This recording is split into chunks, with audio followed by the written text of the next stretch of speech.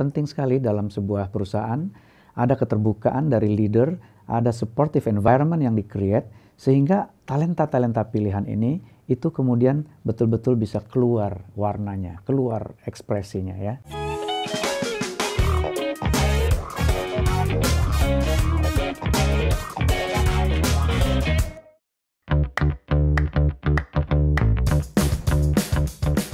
Learning partners.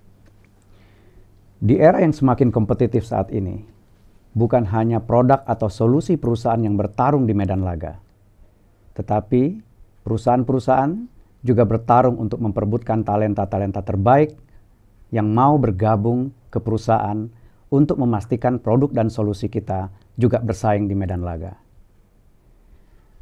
Tentu, kemampuan perusahaan dalam meng-attract, menarik para talenta-talenta tadi sangat ditentukan oleh employer branding dari sebuah perusahaan. Beberapa tahun yang lalu, saya pernah diberi mandat untuk menjadi Chief Human Capital Officer di sebuah perbankan yang pada saat itu employer brandingnya bukanlah yang menjadi nomor satu di antara bank-bank lainnya. Kita tentu berpikir keras bagaimana caranya dalam waktu singkat bisa mengangkat employer branding sehingga bank kita mampu merekrut talenta terbaik dari pasar. Dan pada waktu itu, muncullah sebuah gagasan untuk melakukan branding terhadap program manajemen trainee yang disebut Rookie 46. Rookie 46 ini adalah program manajemen trainee yang agak berbeda dengan program lainnya. Didesain begitu premium, dengan paket yang begitu premium, dan sistem pembelajarannya lebih banyak memberikan otonomi kepada trainee untuk belajar mandiri, dan kemudian mereka di-challenge oleh project-project, assignment-assignment, dan kemudian mereka dibantu oleh mentor, oleh coach, sehingga proses pembelajarannya menjadi lebih cepat. Dan program ini lumayan berhasil. Dalam waktu 1 tahun, kita kemudian bisa mengangkat branding dari bank kita menjadi top di antara employer branding bank-bank lain yang ada di Indonesia. Hari ini Learning Partners kita kedatangan seorang alumni manajemen trainee dari Rookie 46 yang tadi saya sebutkan. Lulus dengan predikat terbaik. Kita akan mengulik bagaimana caranya seorang Rookie 46 belajar, berkompetisi, sekaligus membangun kolaborasi di antara teman-temannya yang lain. Saya perkenalkan kepada Learning Partners, Chris Tiawanta. Selamat datang Chris di Weekend Learning Project. Terima kasih sudah hadir. Thank you, sir. Selamat pagi, Pak. Luar biasa Chris. Best Rookie 46, angkatan pertama. Waduh. Iya, Pak. Kebetulan iya. Kebetulan iya. Kebetulan aja iya ya. Gimana kalau nggak kebetulan ya? Chris, ini kita ingin belajar hari ini beberapa hal ya. Terkait dengan belajar mandiri terutama.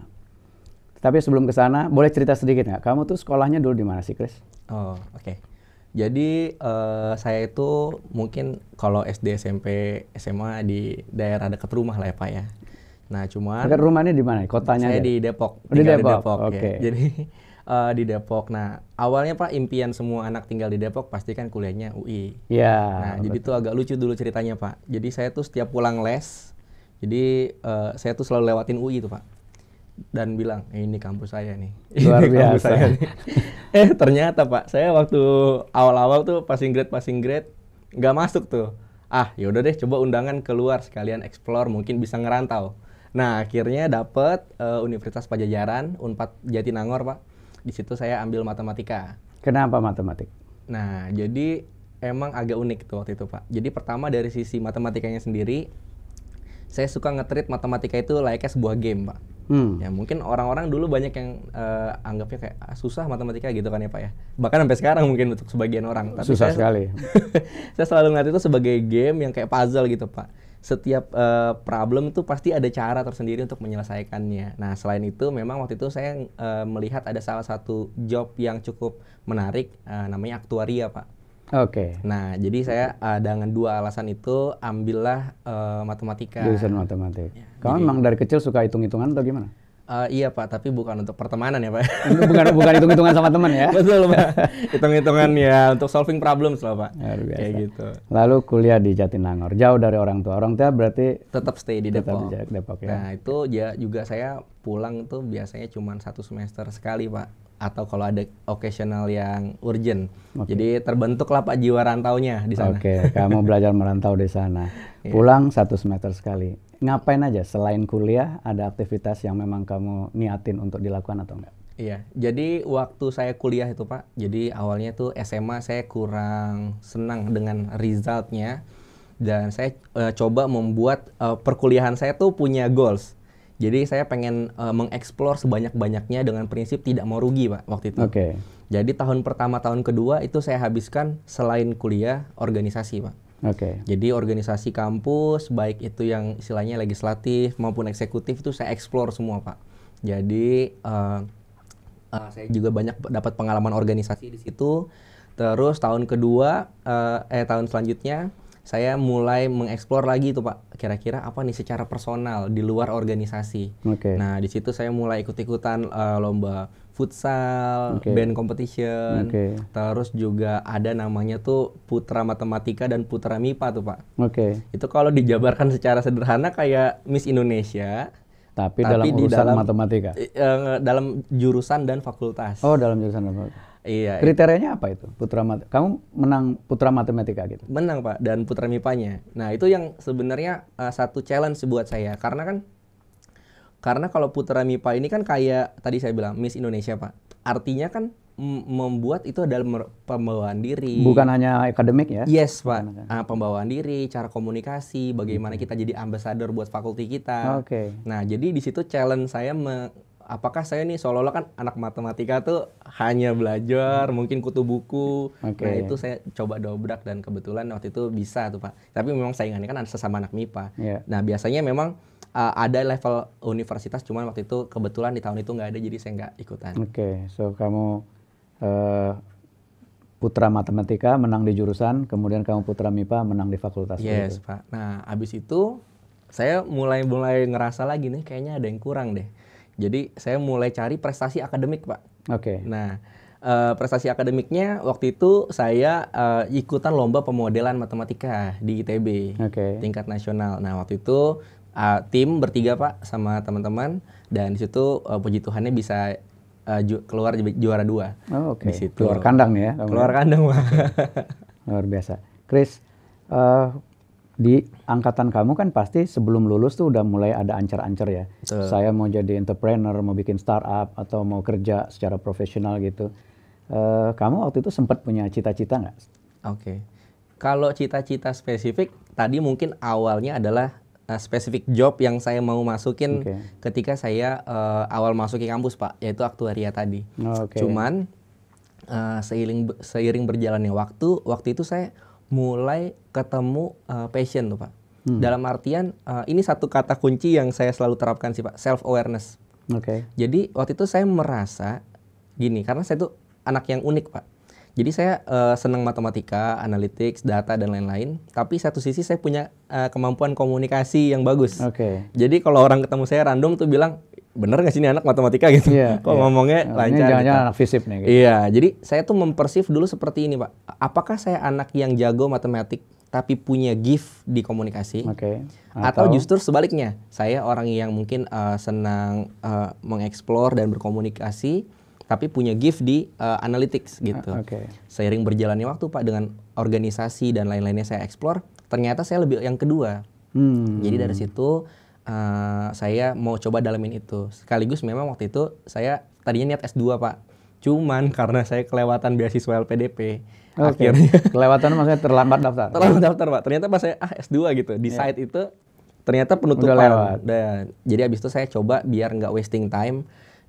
Wasting time tadi juga saya hindari Pak, karena juga saya lulus 3,5 tahun itu semata-mata karena saya pengen mengurangi beban. Sebentar. Kamu lulus 3,5 tahun? 3,5 tahun Pak. Tapi dengan catatan IPK saya ini nggak tinggi Pak. Jadi cuman sekitar 3,belasan, dan itu ada mata kuliah yang CD nggak saya ulang Pak. Oke. Karena saya prinsipnya lulus ya Pak. Yang lulus. Nah ini mungkin juga akan inline Pak dengan waktu proses seleksi kerja tuh. Sebentar dulu. Learning partners. Ini kayaknya ada yang nggak benar nih ya. Chris bilang dia lulus 3,5 tahun, tetapi karena sibuk sana sini ya, ikut lomba matematika jadi putra matematika, ikut lomba di MIPA jadi putra MIPA, kemudian lomba futsal, main band, Karena itu katanya nilainya cuma 3, belasan ya. Ini rasanya nih saya tersinggung nih karena nilai saya itu Chris selalu di atas 2,9 sih Chris ya. 2,10, 2,11 gitu kira-kira lah Chris ya. Kamu gimana caranya bagi waktu dan belajarnya Chris? Oke Pak, ini menarik nih Pak. Ya. Karena saya dari dulu berprinsip tuh sebenarnya nggak ada manajemen waktu Pak. Tapi adanya manajemen diri. Kenapa? Karena manajemen waktu itu fix ya Pak. Betul. Yang membedakan satu orang dengan yang lain adalah bagaimana memanage dirinya. Nah, jadi semaksimal mungkin waktu itu saya coba cari apa yang benar-benar buat saya penting dan berdampak baik untuk saya maupun dari apa yang saya tekuni, contoh organisasi dan lain-lain sebagainya Pak. Selanjutnya adalah saya berani berkata tidak untuk yang saya rasa itu tidak relevan. Sehingga kadang kita bila nggak enakan gitu Pak ya. Kadang load kita jadi terlalu besar, kita doing something melebihi kapasiti kita. Jadi gimana caranya tetap bisa enjoy the ride, tapi apa yang kita lakukan itu impactful Pak. Itu yang saya coba lakukan. Ini menarik, Learning Partners. Saya ingat juga apa yang pernah disampaikan oleh mentor saya beberapa belas tahun yang lalu ya. Sebetulnya kita nggak memanage waktu, karena waktu itu given. Semua orang diberikan keadilan oleh Yang Maha Kuasa 24 jam sehari semalam. Yang kita manage adalah diri kita, energi kita, ya. Kemana waktu itu akan kita alokasikan. Dan yang menarik lagi dari Chris tadi katakan adalah dare to say no, ya. Kadang-kadang kita nggak mudah untuk bilang tidak itu. Akibatnya kita kepontang-panting sendiri ya, melakukan banyak hal dalam waktu yang sebetulnya terbatas. Saya kira itu learning yang saya bisa petik dari beberapa menit dengan Chris. Oke, Chris. Kenapa kok tiba-tiba kamu mendaftar di Rookie 46? Ceritanya gimana? Taunya dari mana itu? Oke Pak. Nah, ini melanjutkan dari yang cerita tadi ya Pak. Awalnya saya ketinggalan tuh beasiswa LPDP dan akhirnya saya mau gimana nih memanfaatkan waktu. Akhirnya saya mulai cari kerja Pak. Nah, waktu itu saya ngelihat tentunya mulai dari website dan lain-lain dan referral teman. Tapi ada satu waktu itu yang menarik Pak dan melakukan roadshow, yaitu BNI.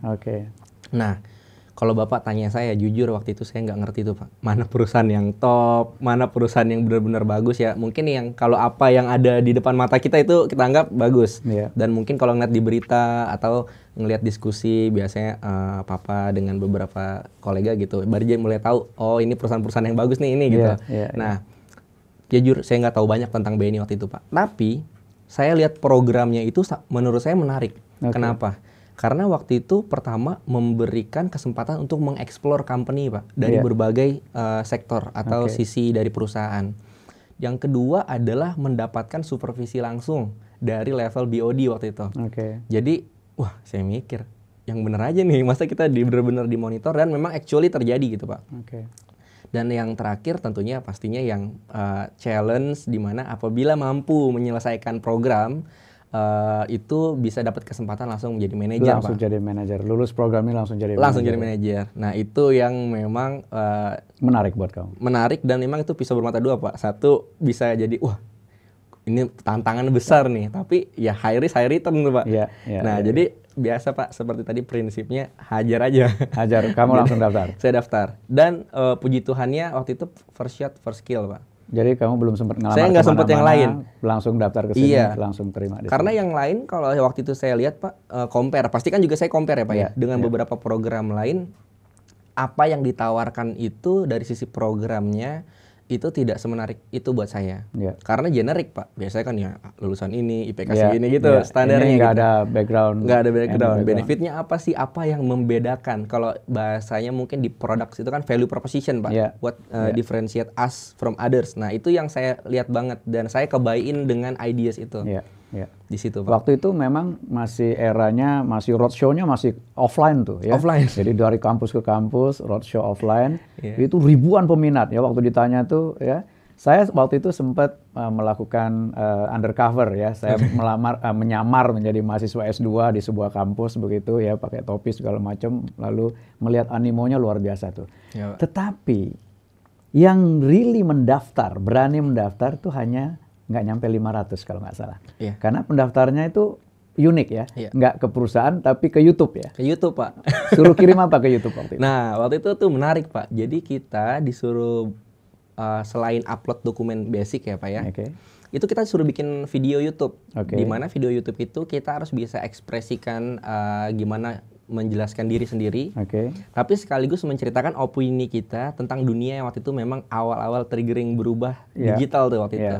Nah, jadi itu sangat menarik, Pak. Dan mungkin ada beberapa yang Itu di karena- limit ya, videonya di limit ya, berapa Betul. menit gitu ya? Kayak cuman sekitar 3 menit kalau 3 nggak salah, menit dalam bahasa Inggris. Betul. Nah, Jadi- disitulah gugurnya banyak. Ya, Pak. Itu kalau dari profesional ini kayak 5 minute elevator speech ya. Yes. Jadi gimana caranya dalam waktu singkat kita harus bisa membuat orang yakin dengan diri kita, profil kita, dan kemudian yakin dengan opini yang kita bawa, yang Oke. kita deliver di situ. Oke. Itu cukup challenging sih, Pak. Dan mungkin waktu itu termasuk pioneer awal-awal, Pak, untuk rekrutmen berbasis video. Jadi setahu saya company-company lain itu belum banyak. Jadi mungkin orang yang tadi udah tertarik tapi convert untuk melakukan aktualisasi pendaftaran karena masih ragu kali, Pak. Ya, Belum betul. tahu, Ini belum ada bener apa enggak benchmark. nih gitu. Iya. Iya. Nah, itu mungkin yang terjadi, Pak. Oke.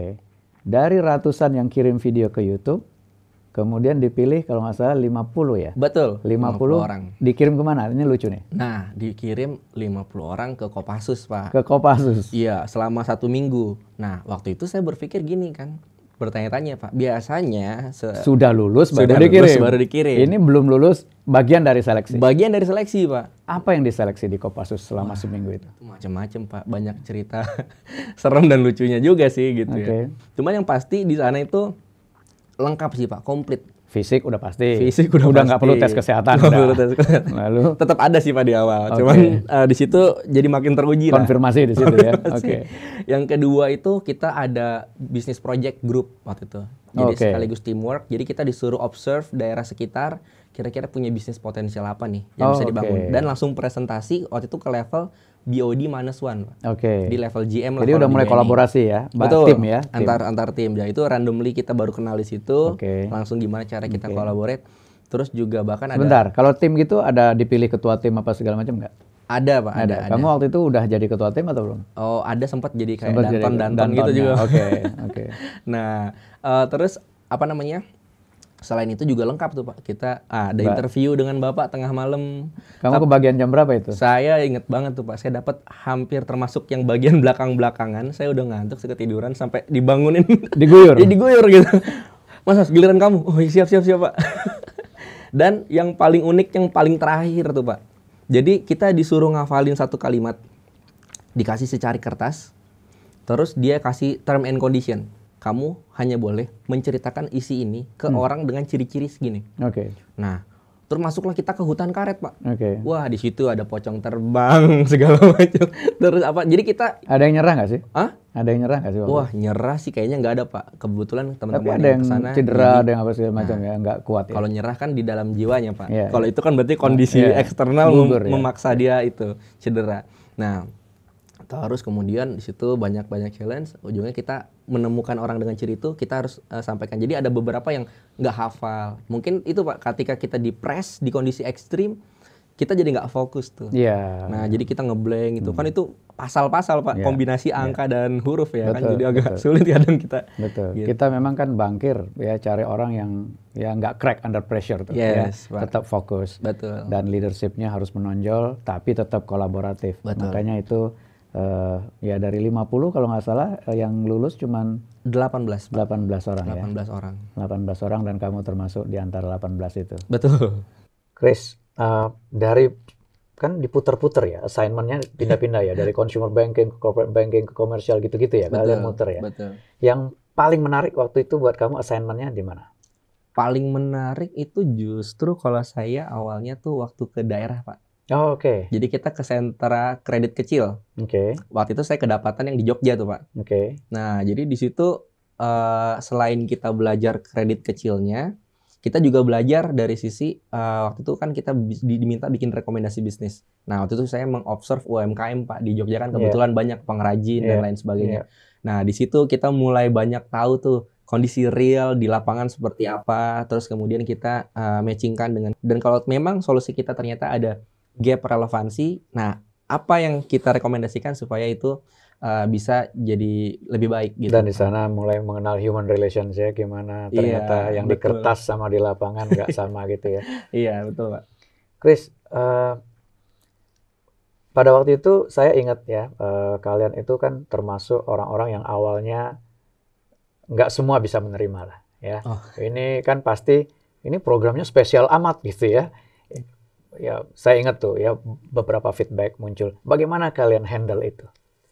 Ya, nah itu salah satu tantangan tertough, Pak, buat kita selain masalah yang gugur ya. Ya, kalau Mikirin- itu kan teknikal Iya, gampang. Ini kan mikirin yang ada gugur aja udah pusing tuh, Pak. Iya. Ditambah lagi acceptance, Iya. acceptance dari sekitar.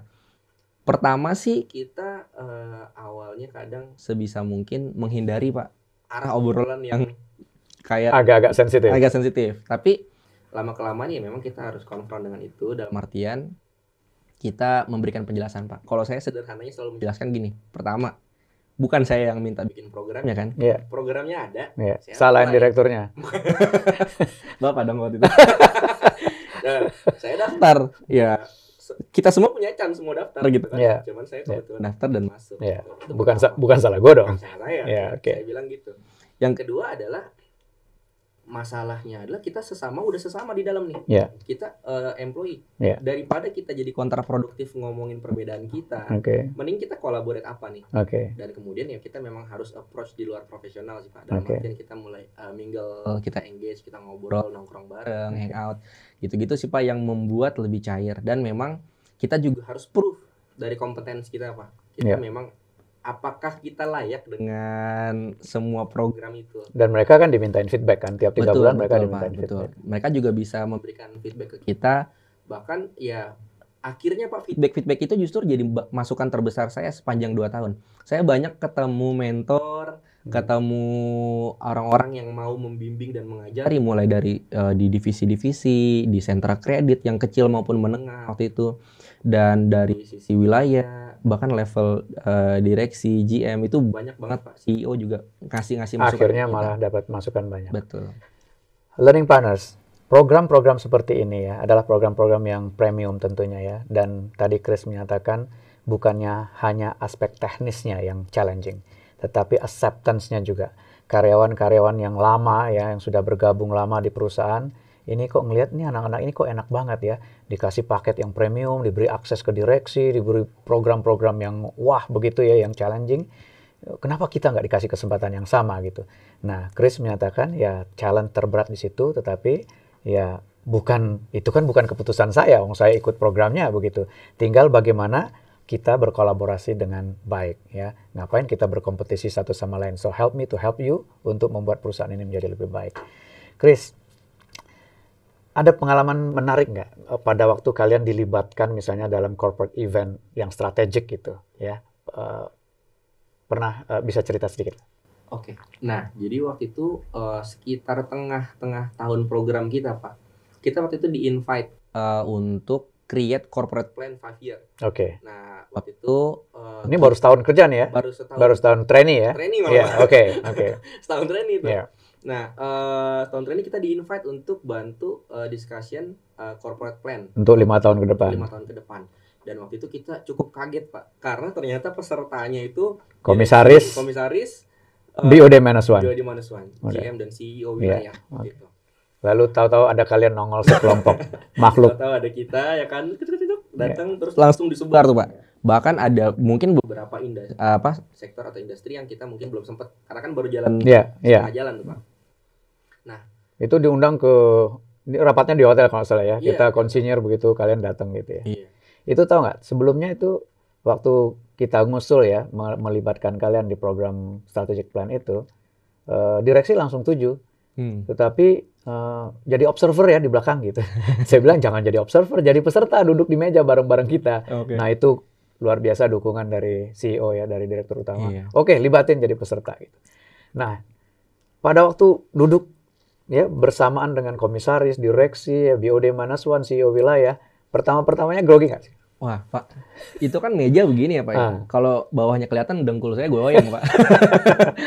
Sebentar. Tapi Tapi habis tentunya kita harus membuktikan. Oke. Ini chance yang langka Oke. Dan kami ngelihatnya gini Pak, kalau kami sukses di event itu, di mana pertama kalinya mungkin, saya nggak tahu waktu sebelum-sebelumnya gimana, anak muda, level trainee, ikut involve, kalau kita sukses ngasih impact dan mendapatkan trust dari para level leader, pasti akan makin banyak anak muda yang mendapatkan kesempatan yang sama. Itu mindset kita Pak, jadi semaksimal mungkin kita involve di discussion.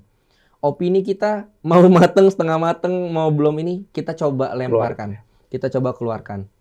Ketika diminta untuk kita yang presentasi, kita ikut aja. Karena di situ ada satu privilege yang kita rasakan adalah Pak, kita dapat support dan kita dapat seolah-olah garansi Pak, bahwa nggak apa-apa, coba aja. Yes. Jangan takut salah ngomong, jangan takut apa. Leader-leader di sana memberikan iklim itu ke kita Pak, sehingga akhirnya pun kita lepas. Dan waktu itu kan juga ketika kita nggak tahu Pak, misalnya bikin strategi A, terus A-nya ini sendiri kita masih terminologi asing buat kita. Kita nanya gitu Pak, A ini apa ya Pak? Nah itu pun dijawab gitu Pak. Ya mungkin awal-awal, nah tapi di belakang itu kita juga harus learning self-driven. Dalam artian mungkin malam sebelum, 2 malam sebelum, itu kita harus minta bahan materinya, kita observe, kita pelajarin. PR-nya dulu kita kerjain dulu. Supaya kita datang nggak kosongan lah Pak. Karena ini saya yang menarik waktu itu di beberapa grup, itu yang presentasi justru rookie ya? Betul Pak. Itu kalian waktu itu merasa dijorokin, apa merasa di ospek atau gimana sih? Nah, karena didampingi nggak dijorokin Pak. Jadi waktu pas presentasi, itu kita berdua. Jadi satu dari kami, satu dari senior leader. Jadi kita bisa. Jadi kalian melihat support dari leader itu sangat sangat baik ya waktu itu ya. Betul Pak. Dan ini menurut saya memang salah satu faktor kunci apabila kita mau mengakselerasi yang leader Pak. Dalam artian gini, ada anak-anak muda yang memang secara bentukannya memang berani. Mereka berani speak up, berani ambil peran. Apapun kondisinya mereka berani. Tapi tidak semua punya hal ini Pak. Nah, mempunyai leader-leader yang memberikan rasa aman, yang mampu menggaranti ada support di sana jika dibutuhkan, itu adalah satu faktor penting Pak untuk program-program semacam ini. Maupun di luar program ini secara umum ya Pak ya. Sehingga kita ini bisa ekspres ideas maupun personal kita itu secara free. Dan itu yang justru membuat kita malah lebih produktif Pak. Oke, Chris, ini penting. Learning partners. Walaupun anak-anak manajemen trainee ini relatif adalah anak-anak yang terpilih ya, dari segitu banyak kandidat kita pilih anak-anak terbaik, tapi tetap mereka sebetulnya adalah manusia biasa yang punya ketakutan juga ya, yang tidak begitu saja bisa mudah ya mengekspresikan dirinya kalau environment-nya tidak mendukung. Jadi Chris menyatakan penting sekali dalam sebuah perusahaan ada keterbukaan dari leader, ada supportive environment yang di-create, sehingga talenta-talenta pilihan ini itu kemudian betul-betul bisa keluar warnanya, keluar ekspresinya ya. Dan saya kira ini poin penting yang disampaikan oleh Chris. Chris, waktu itu apa feedback dari CEO setelah kalian presentasi? Masih ingat nggak? Saya word by word-nya saya masih ingat tuh Chris. Kalau word by word saya nggak tahu nih Pak, tapi overall waktu itu kalau yang saya ngelihat dan merasakan sepertinya cukup positif. Dan karena selanjutnya Pak mulai tuh divisi boleh ajak satu, wilayah ajak satu, jadi mulai rame tuh Pak event-event itu. Dan habis itu kalian jadi most wanted. Saya dapat WA hampir setiap minggu, Pak nanti kalau lulus buat saya ya, kalau lulus buat kami ya. Jadi kalian mulai mendapat tempat di situ. Dan disitulah kemudian saya dapat approval untuk melanjutkan rookie jilid 2. Ya, awalnya sampai ini apaan sih gitu ya. Tapi setelah itu kita dapat blessing, langsung kita running dengan rookie jilid 2. Chris, selain di corporate planning tadi yang 5 tahunan itu ya, ada lagi nggak project strategik yang kalian dilibatin dan kemudian kalian merasa diberi ruang untuk berekspresi? Kalau project strategik itu kita dapat follow up-nya Pak. Dari setelah corporate plan itu terbentuk. Jadi setelah lulus itu Pak 2 tahun. Nah, kecuali ada 2 anak yang ditempatkan. Memang mereka aspirasinya mau ke operasional di cabang. Nah, itu ditempatkan di divisi-divisi yang memang menghandle poin-poin dari corporate untuk turunan strategic planning itu. Betul. Jadi kita kalau ini setelah lulus ya. Setelah lulus. Nah, maksudnya sebelum lulus. Sebelum lulus. Sebelum lulus, misalnya ada product development atau apa, kalian pernah dilibatin nggak dalam hal yang memang konkret kemudian di deliver ke Nah, jadi waktu itu sempat sih Pak, kita mau coba lihat waktu itu ada BNI bikin produk baru untuk mentransform payment method waktu itu. Oke. Nah, kita waktu itu di-invite untuk ikut brainstorming sama divisi yang waktu itu memang mengembangkan. Jadi waktu itu namanya produknya Yap ya Pak ya. Yap. Yang Ya, sekarang itu juga brandnya sampai dibawa ke rapat direksi tuh ya. Karena lahir dari kalian para millennials, Yap ya, very simple ya. Yap, kalau dibalik jadi pay. Ya. Yapin aja gitu ya. Iya, iya. Itu nggak mudah juga waktu mengambil keputusan di direksi. Ini kayaknya terlalu casual gitu brandnya gitu ya. Kita ini kan bank yang corporate gitu, corporate look gitu. Itu kalian tuh ya ikut merumuskan brand itu. Betul ya? Pak, betul. Kita bareng-bareng tentunya dengan divisi yang terkait dan di situ kita kolaborasi bareng, kita tukar ideas. Nah, akhirnya bisa lahirlah Yap itu ya. Kemudian Yap bergabung dengan T-Cell dengan segala macam sekarang menjadi Link aja. Ya. Betul, Pak. Itu embrionya di situ ya. Dan lulus setelah 2 tahun. Nah, dan itu. Kamu best rookie. Iya Pak, kebetulan iya. Kebetulan iya. Apa sih kriterianya best rookie? Saya kurang paham 100% ya Pak, karena memang waktu itu penilaiannya kita nggak gitu tahu. Tapi kalau memang saya lihat itu saya ngetes aja. Kalau kalian tahu kan kalian bisa crack tuh. Ya. Jadi penilaiannya bukan hanya di ujung sebenarnya. Dari sejak hari pertama kalian masuk itu journey-nya itu sudah ada rekodnya di kita. Kalian bikin learning diary kan? Betul. Setiap daily. Setiap hari. Iya. Bikin learning diary selama 2 tahun setiap hari. Nah, itulah antara lain source of information pada waktu kita memilih best rookie itu. Saya udah nggak di sana sih waktu itu ya. Iya. Chris, penugasan pertama jadi manajer. Yes. Di bagian apa? Awal tuh saya dapat divisi produk consumer, manajemen produk consumer. Manajemen produk consumer. Masih sampai sekarang sih. Cuman waktu itu unitnya beda. Waktu itu saya pegang customer insight. Nah, mungkin karena saya punya background matematik kali ya Pak ya, customer insight. Tapi sambil tadi yang saya ceritakan Pak, sambil handle corporate plan. Waktu itu kita mau merejuvenasi lah e-channel kita. Nah, jadi di situ penempatan pertama, cuman sekarang saya udah pindah ke masih divisi produk consumer, manajemen produk consumer, cuman saya handle Tapulus bisnis. Sekarang Tapulus bisnis. Bentar lu, pada waktu kamu lagi handle produk consumer, saya ingat waktu saya dapat kesempatan menjadi deputi di Kementerian BUMN itu, saya selalu merasa bahwa lingkungan kerja itu harus di-energize. Ya, kalau istilahnya, kalau sudah terlalu lama ada di satu lingkungan, itu kadang-kadang imunnya beda gitu ya. Makanya perlu disuntik dengan 1 atau 2 resources yang dari luar, yang bisa create percepatan perubahan perilaku di dalam tim tuh. Nah, saya langsung ingat salah satu orang yang saya kontak waktu itu kamu tuh. Chris, bantuin saya dong di Kementerian BUMN. Padahal kamu baru saja dapat assignment yang sebetulnya menantang di bank kan. Iya. Kenapa waktu itu mau bantuin saya di Kementerian BUMN? Itu apa sih dasarnya? Iya. Jadi awalnya Pak, itu udah sempat hampir 1 tahun juga sih saya di handle produk itu. Jadi sempat kita udah jadi prototipe-nya lah kurang lebihnya. Jadi udah 1 tahun tuh saya udah mulai sebenarnya kayak mulai timbul penasaran, ingin explore. Penasaran apa bosan lu? Hah? Penasaran sama bosan itu kalimat. Ya Pak, jadi saya butuh lah sesuatu yang baru juga supaya istilahnya tuh mungkin adrenalin kita tetap jalan gitu.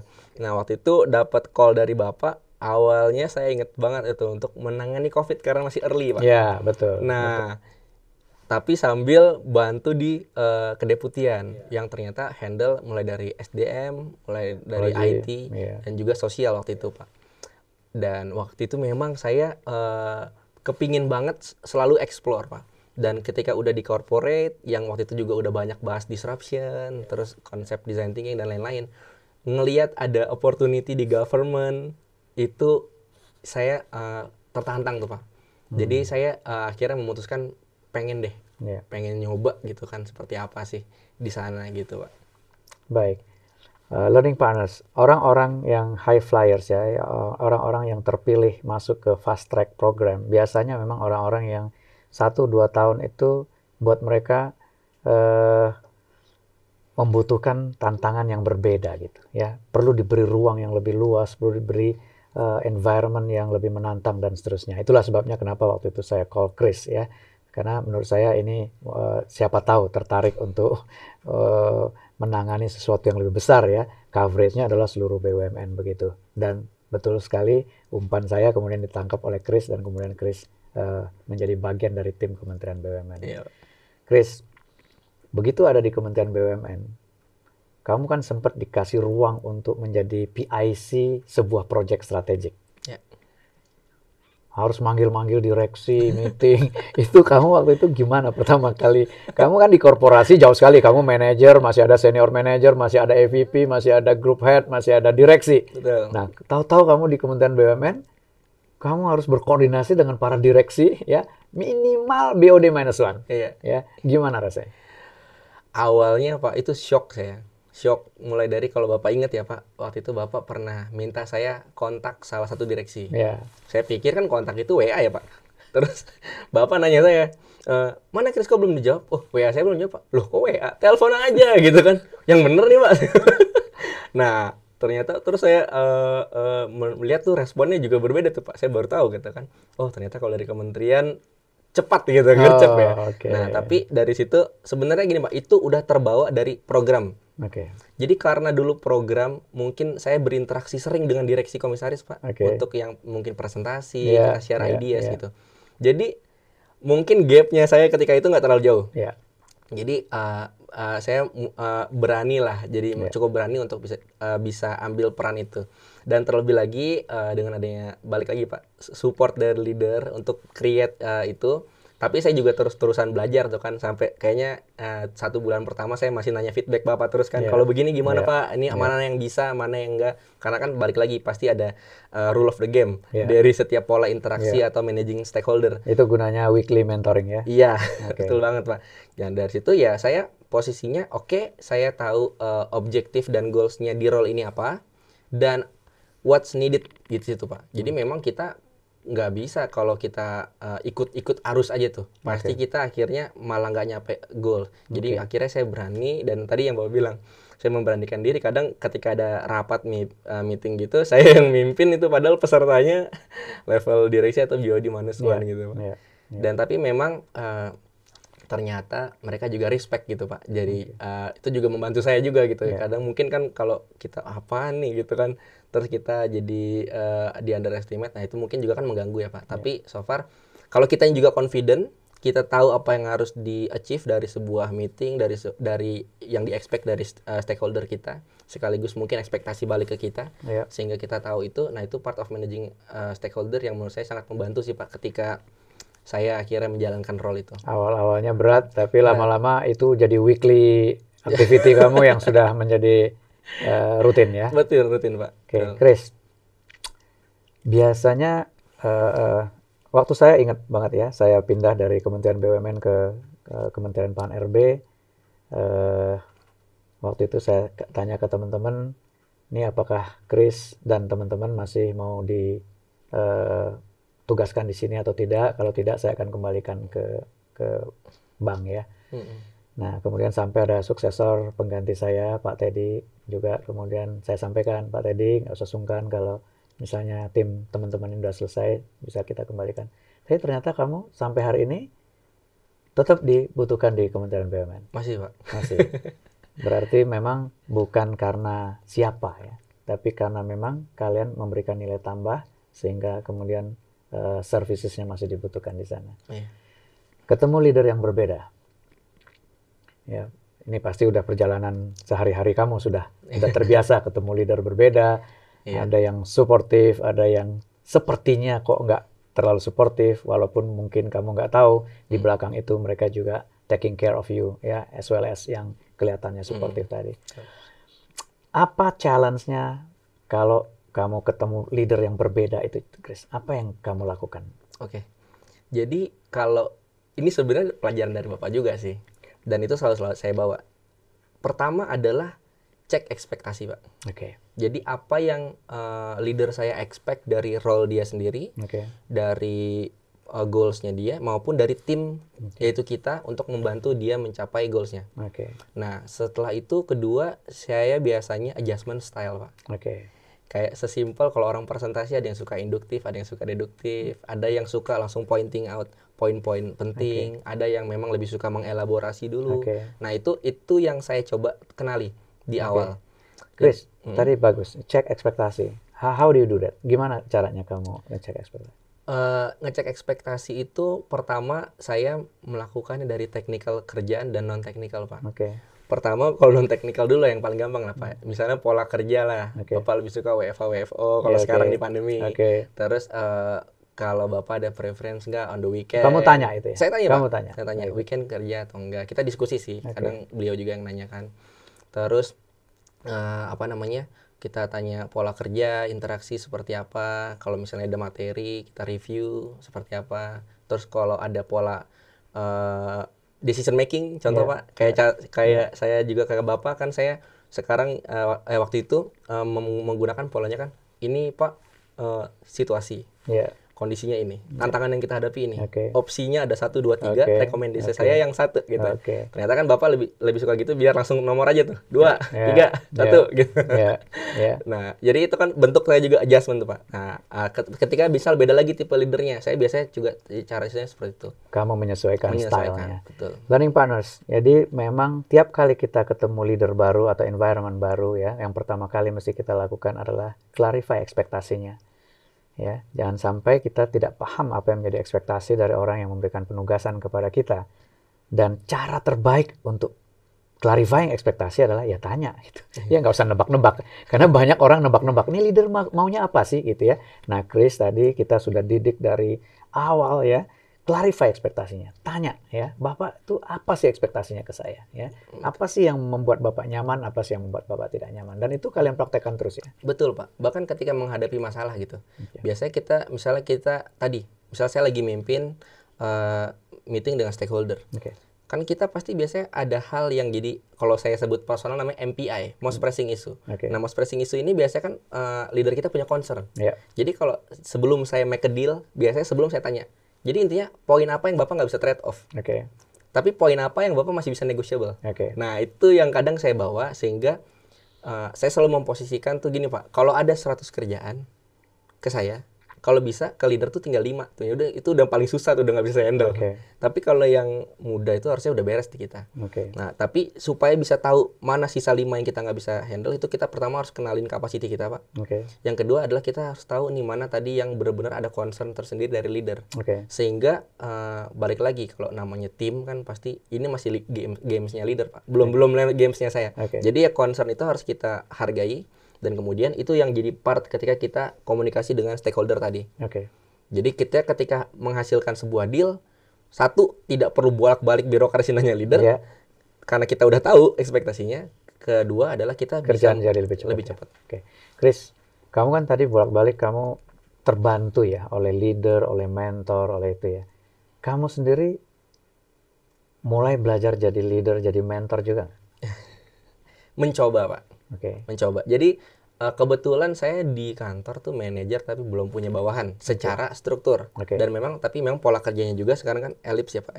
Jadi kita kolaboratif. Tapi saya udah mulai coba itu di luar. Jadi di luar kerja pertama adalah saya rutin tuh Pak, biasa suka jadi pembicara.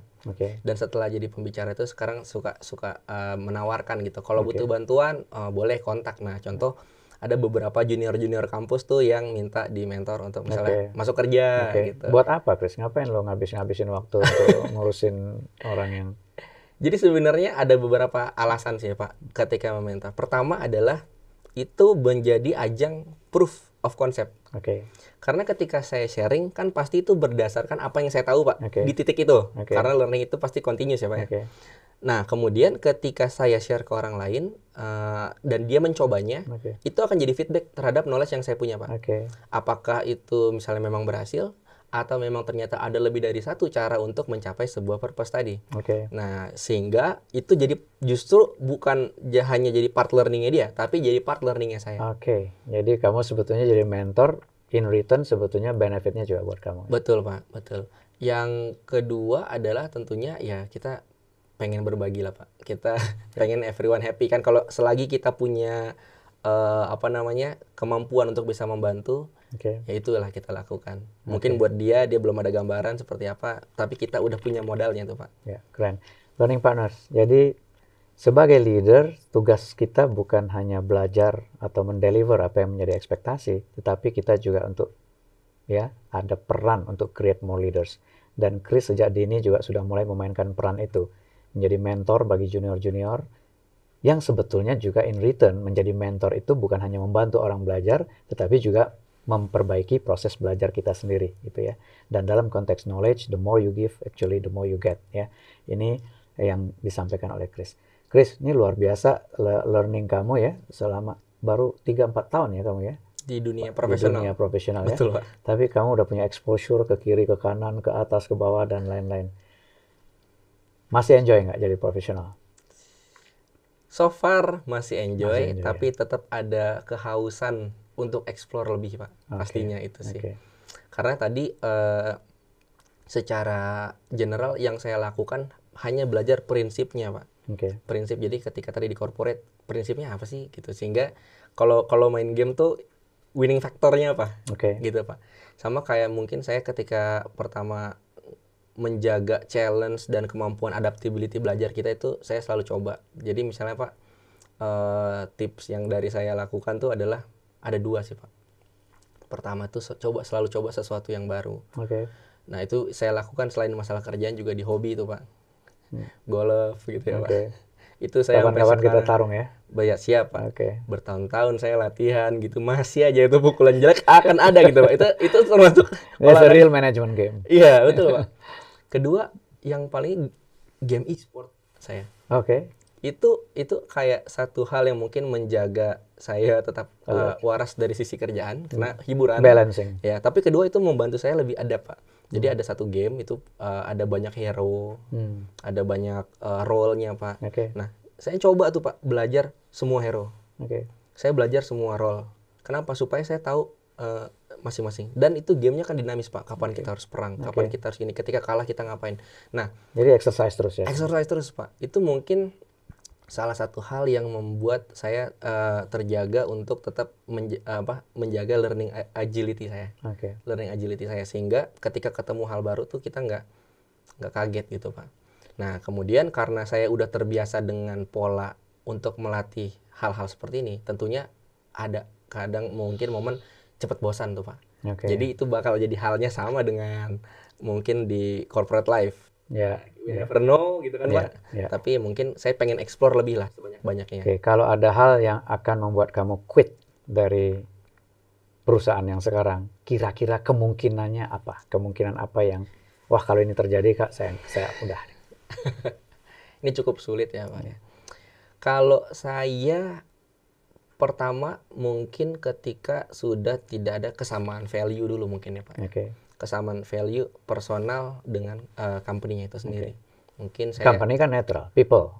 Oh iya betul Pak, betul kan ya benar sih. Jadi yang mendecide company goals kan people. Betul. Jadi mungkin saya ketika value dengan people itu mungkin di situ udah berbeda, mungkin di situ saatnya saya mencari yang lain. Kedua mungkin tadi culture Pak. Culture yang tentunya saya kan berharap bisa diberi ruang terus, diberi support, sama halnya mungkin saya juga secara individu juga harus bisa membantu orang lain dan mendapatkan ruang dan support. Itu yang kemudian jadi poin-poin penting. Tapi ketika hilang pasti saya akan mencoba cari yang baru. Dan yang ketiga pasti tantangan ya Pak. Ketika dirasa kita udah effortless solving problem Pak, itu berarti kita mungkin udah saatnya tuh harus keluar. Karena mungkin kita jadi stagnan tuh Pak. Karena mungkin kok kayak gini-gini aja gitu.